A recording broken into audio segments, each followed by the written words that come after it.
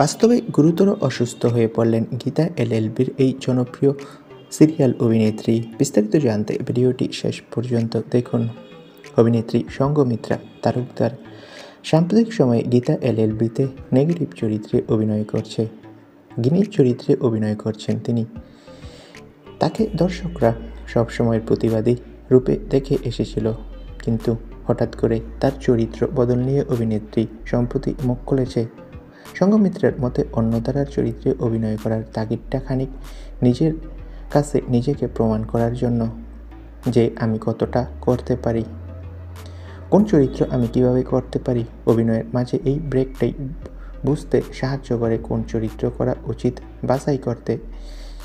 ব্রেকটা জরুরি। একসময় প্রতিবাদী চরিত্র করতে করতে হাঁপিয়ে ওঠেন সঙ্গমিত্রা। তখন পরিচালককে জানান মিষ্টি প্রেমের গল্প এনে তাকে নেওয়া হয় না। এক্সপেরিমেন্ট করার তাগিদেই হারিয়ে ফেলেছে ইন্ডাস্ট্রি। একজন অভিনেতা ব্যঙ্গে দেখলেও হয় না। ইন্ডাস্ট্রির উপর অনেকটা ক্ষোভ রয়েছে এই অভিনেত্রীর। তবে এই অভিনেত্রী গতকাল গুরুতর অসুস্থ হয়ে হসপিটালে ভর্তি হন। গতকাল প্রচণ্ড জ্বরে আক্রান্ত হন অভিনেত্রী। কোনো ওষুধ খেয়েই অভিনেত্রী জ্বর সারছিল না। এরপর পরিবারের সদস্যরা তাকে হসপিটালে ভর্তি করে।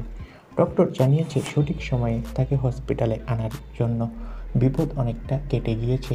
তবে ঠিক সময়ে যদি অভিনেত্রীকে হসপিটালে না নেওয়া হতো তাহলে বড় বিপদ ঘটতে পারত।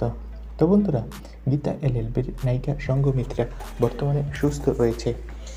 তার অবস্থা আগের চেয়ে ভালো, কিন্তু সঠিক সময়ে তাকে হসপিটালে না নিলে বিপদ ঘটত অনেক। তোমরা কে কে তার ভক্ত কমেন্ট করে জানাও। ধন্যবাদ।